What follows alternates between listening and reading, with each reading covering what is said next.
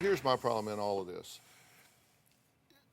I think it says more about a person if you see what they do with people that they don't have to be nice to. They don't have to be accountable. If they are caring with that person, if they're giving with that person, that says a lot. And if they're not, then that sends off warning bells to me. It sends off warning bells to me if you would even allow your parents to invest in a startup business at the end of their life with very precious funds and resources, whether they wanted to or not. I cannot imagine taking money from my elderly parents for a high-risk venture or any other kind of venture. We had many of discussions about this, Dr. Phil, before it ever happened. I'm just telling you what I think.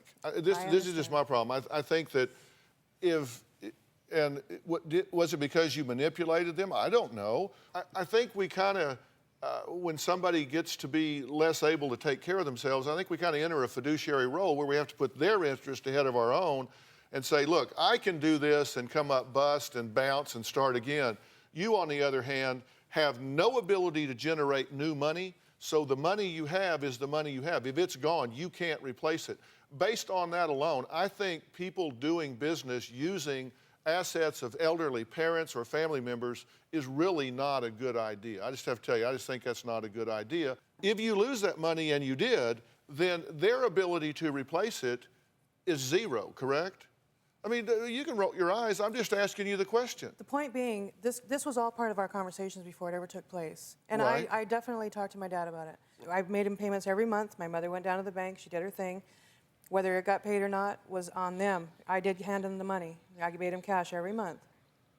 Okay, but your And dad, so your dad when has Parkinson's, right? Yes. And your mother's Alzheimer's. But this was before this really took an onset. If Michael wasn't living with them, sucking them dry, there would be a lot different bank account right now. He has not been working. He's been taking money from them since he's moved to Canada.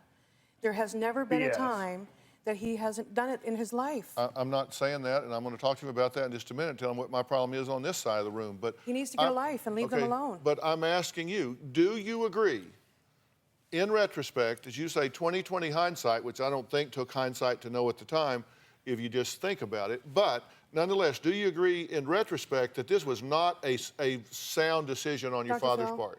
My parents have really never been there for me, okay?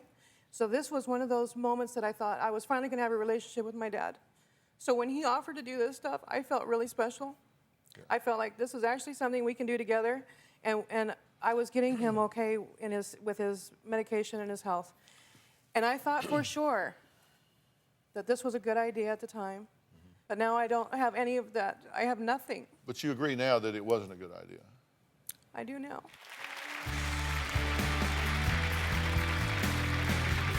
Ready to get real? Subscribe to the Dr. Phil Show YouTube channel for exclusive videos you won't see anywhere else.